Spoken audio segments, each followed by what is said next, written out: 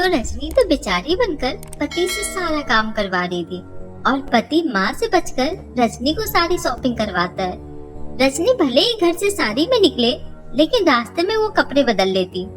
नीरज नई सी बदली सी रजनी को जैसे ही कॉलेज के गेट पे छोड़ता है, अंदर नहीं चलोगे? नहीं नहीं, तुम जाओ और अंदर जैसे ही बन जाओ, मैं तो हूँ ही तुम्हारा हमेशा। ये बात भी सही है। वैसे मैं कैसी लग रही हूँ? माँ जी को पता भी नहीं चला और देखो हम लोगों का काम भी हो गया। बहुत अच्छी लग रही हो। हाँ, वो माँ को लगता है कि पत्नियों को पतियों से कम ही पढ़ा लिखा होना चाहिए। कोई नहीं, मैं तो हूँ ना तुम्हारे साथ, तुम बस पढ़ाई करो, चिंता मत करना किसी भी चीज की। रजनी खुशी खुशी कॉलेज के अंदर जाती है। वो जैसे ही जीन्स टॉप में अंदर जाती है, सभी उसे देखने लगते हैं। रजनी को पहले तो थोड़ा अजीब लगता है, तभी एक सुंदर सा लड़का रजनी के पास आता है। Hi beautiful, how are you? Rajni लड़के को इतना पास देखकर घबरा जाती है और बिना कुछ कहे क्लास में चली जाती है। वो क्लास में बैठी होती है कि तभी निहारिका उसके पास आती है। Wow, it's you, looking fab. Thanks dear. यार, मैं और तू फिर से दोस्त बन सकते हैं क्या, अगर तू चाहे तो? रजनी भी निहारिका की ओर दोस्ती का हाथ बढ़ा देती है। रजनी को समझ में आने लगता है कि खुद में बदलाव करने से कैसे लोगों को उसके प्रति मानसिकता बदल रही है। ये सब देखकर वो बहुत खुश हो जाती है। फिर शाम को जब नीरज लेने आता है, पता है आज क्या हुआ? मैं क्या बोलूं, आज निहारिका ना फिर से मेरी दोस्त बन गई। और पता है, आज सब मुझे घूर घूर कर देख रहे थे, जैसे किसी परी को देख रहे हो। मैं तो बहुत खुश हूँ। अरे वाह, बहुत खूब, बहुत अच्छा। लेकिन एक बात याद रखना, तुम यहाँ पढ़ने आई हो तो गोल हमेशा ध्यान में रहे, बाकी चीजें तो जिंदगी में चलते रहेगी। रजनी को भी पति की बात समझ में आ जाती है। वो पढ़ाई में ध्यान देती है और कॉलेज में मस्ती भी करती है। फिर एक दिन वही लड़का रजनी के पास फिर से आता है। मेरा नाम अंकित है, मैं तुम्हें अपना दोस्त बनाना चाहता हूँ। मैं जानता हूँ तुम किसी भी लड़के से बात नहीं करती, लेकिन फिर भी। हे अंकित, तुम रजनी के पास क्या कर रहे हो? यार, मैं इसे कह रहा हूँ कि मैं इसे अपना दोस्त बनाना चाहता हूँ, लेकिन ये मोहतरमा मान ही नहीं रही। निहारिका जानती थी कि रजनी शादीशुदा है, लेकिन वो अंकित के सामने कुछ नहीं कहती। अरे बिल्कुल बनेगी दोस्त, आज नहीं तो कल। वो क्या है ना, आज इसका व्रत है। फिर अंकित चला जाता है। उसके जाने के बाद रजनी निहारिका पर गुस्सा करने लगती है। यार ये क्या, तूने झूठ बोला, मुझे नहीं करनी किसी से दोस्ती वोस्ती। अरे तू जानती ही क्या है लाइफ को, अभी तो तूने कॉलेज को देखा है, अभी तो बहुत कुछ देखना बाकी है। पता है अंकित किसका बेटा है? इसके पापा बहुत बड़े मंत्री है। लड़कियां मरती है इससे बात करने के लिए, और देख वो तुझसे प्यार करता है। तू ना यार बहुत लकी है। रजनी निहारिका की बात में आ जाती है। वो कॉलेज जाते जाते अंकित को देखती है। अंकित भी समझ जाता है कि रजनी उसमें इंटरेस्टेड है। फिर एक दिन, रजनी मेरे साथ घूमने चलोगी?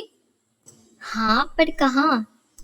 मेरे घर, मैं तुम्हें अपनी माँ से मिलवाता हूँ। रजनी खुश हो जाती है। हाय राम, इतने बड़े घर का लड़का मुझे अपनी माँ से मिलवाएगा।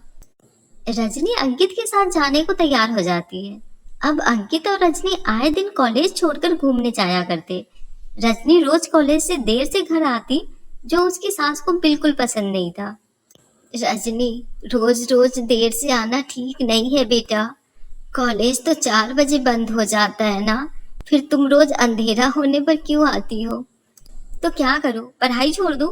आपकी तरह भैंस का दूध और गोबर उठाओ? मैं जो कर रही हूँ, जैसे रह रही हूँ वैसे ही रहूंगी, समझी? तभी नीरज भी आ जाता है। रजनी, ये कैसी बात कर रही हो माँ से? ये ठीक बात नहीं है। तो क्या ठीक बात है? हाँ बोलो। तुम तो चुप ही रहो, जब देखो माँ माँ माँ का रोना रोते रहते हो। सास बेटे की ओर देख रही थी, जैसे कह रही हो कि देख लिया बीबी को पढ़ाने का नतीजा। अगले दिन रजनी कॉलेज के लिए तैयार होती है। जीन्स, टी शर्ट और ऊंची हील्स। ये क्या पहना है? साड़ी कहाँ है तेरी? साड़ी नहीं पहनूंगी आज के बाद, साफ साफ कह रही हूँ। जिसे जो कहना है कहे। कॉलेज जाती हूँ मैं, किसी जागरण या सत्संग में नहीं। नीरज बाइक की चाबी लेकर चुपचाप बीबी को छोड़ने के लिए खड़ा होता है, क्योंकि वो नहीं चाहता था कि घर में कोई कलेश हो। लेकिन प्लीज रहने दो, अब तुम्हारे साथ नहीं जाना मुझे। सारे कहते हैं ओ तुम मैरिड हो। प्लीज यार, मेरे कॉलेज के आसपास अब तुम दिखना बंद कर दो, मैं मैनेज कर लूंगी। इतना कहकर रजनी चली जाती है। क्या रंग ढंग है ये नीरज, मैं कह रही हूँ इसको लगाम लगा ले, वरना ये हाथ से निकल जाएगी। माँ पता नहीं है ऐसा क्यों बिहेव कर रही है, रात को बात करता हूँ इससे। बात कर ले, वैसे लगता तो नहीं है कि ये कॉलेज जा रही है, इसके चाल चलन बदल रहे हैं। तू जरा इसके पीछे जा और देख तो कहाँ जा रही है ये। माँ के कहने पे नीरज रजनी के पीछे जाता है और वही होता है जिसका डर था। रजनी थोड़े आगे जाकर अंकित की कार में बैठ जाता है। ये देखकर नीरज हैरान हो जाता है और जल्दी से अपनी बाइक रजनी के कार के सामने लगा देता है। पति को सामने खड़ा देखकर रजनी घबरा जाती है। कैसा पागल आदमी है ये। कौन हो भाई तुम? मैं रजनी का पति हूँ। और तुम कौन हो? मेरी बीवी को कहाँ लेकर जा रहे हो? पति? रजनी तुम शादीशुदा हो? मैं वो अंकित तुम्हें बताने ही वाली थी। मैं छोड़ रही हूँ इसको, ये मेरा पति नहीं है। नीरज रजनी की बात सुनकर दुखी हो जाता है। वो रजनी को वहीं छोड़कर घर चला जाता है। उसके जाने के बाद अंकित मेरी शादी ना धोखे से इस किराने वाले के साथ कर दी। देखो मैं कितनी सुंदर और स्मार्ट हूँ, लेकिन मेरे माँ बाप ने मुझे पढ़ने भी नहीं दिया और इसके गले मुझे बांध दिया। माँ बाप ने नहीं पढ़ाया तो कॉलेज में कैसे आई? और मेरे साथ इतने दिनों से घूम रही हो, एक बार भी बोला नहीं गया कि तुम शादीशुदा हो। तुम्हारी धोखे से शादी हुई ये बात तो फिर भी समझ में आती है, लेकिन अब जो तुम मेरे और अपने पति के साथ कर रही हो वो क्या है? वो धोखा नहीं है? निकलो यहाँ से, अब तो सारे कॉलेज में बताऊंगा कि तुम कैसी हो। उसके बाद अंकित रजनी को वहीं उतार कर चला जाता है। रजनी रोती हुई कॉलेज पहुँचती है तो वहाँ भी सारे लोग उसके बारे में बुरा बोलते हैं। हाय रे, ये ऐसे निकले कि पता नहीं था, कम से कम अंकित को तो बता देती। धोखेबाज लड़की, ऐसी लड़कियों के कारण ही हमारे माता पिता हम पर विश्वास नहीं करते। बेचारा पति ऐसी लड़की पर विश्वास करके इन्हें पढ़ा रहा था और मैंने देखा था इसके पति को बहुत सीधा और नेक सा लड़का है। पहले तो उसको कॉलेज के अंदर तक लाती थी, फिर तो वो दिखना ही बंद हो गया। सभी रजनी को बुरा बोल रहे थे। फिर रजनी अंकित के पास जाती है। ओए आंटी जी, क्या लेने आई हो?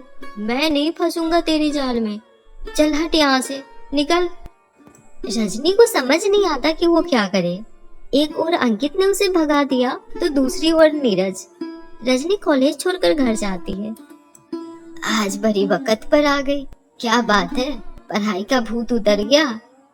रजनी रोते हुए अपने कमरे में जाती है और साड़ी पहनकर घर के काम में लग जाती है। अरे क्या हो गया, कैसे रंग बदल रही है गिरगिट की तरह। रजनी अपनी सास से कुछ नहीं कहती। रात को नीरज आता है। रजनी नीरज के पास जाकर रोने लगती है, पर नीरज उससे कुछ नहीं कहता। वो सीधा अपने कमरे में चला जाता है। रजनी नीरज के पास जाती है। मुझे माफ कर दो प्लीज, मैं आगे से कभी पढ़ाई नहीं करूंगी। बुराई पढ़ाई में नहीं, तुम में है। मैं तुम पर विश्वास नहीं कर सकता। मुझे वैसे भी पढ़ी लिखी लड़की चाहिए और वो तुम्हारे बस की नहीं है, क्योंकि तुम्हारा दिमाग अब खराब हो चुका है। बेहतर होगा कि बोरिया बिस्तर उठाओ और निकल जाओ। मैं तुम्हारे साथ नहीं रह सकता। रजनी बहुत रोती है, लेकिन नीरज उसे माफ नहीं करता। रजनी अंकित को भी फोन करती है, लेकिन वो उसे ब्लॉक कर देता है। रजनी के लिए अब आखिरी सहारा उसका मायका था, जहाँ उसके माँ बाप उसे रख तो लेते हैं, लेकिन मोहल्ले वाले उसे जीने नहीं देती। अजी, कब तक हम इसे घर में बैठा कर रखेंगे? क्यों ना नीरज से बात करें। चलिए ना, चलते हैं उसके घर। उसके बाद रजनी के माता पिता नीरज के घर जाते हैं, उससे बात करते हैं, उसे समझाते हैं और रजनी को उसके ससुराल में वापस जगह दिलाते हैं। बाद में रजनी खुशी खुशी फिर से अपने ससुराल में रहने लगती है।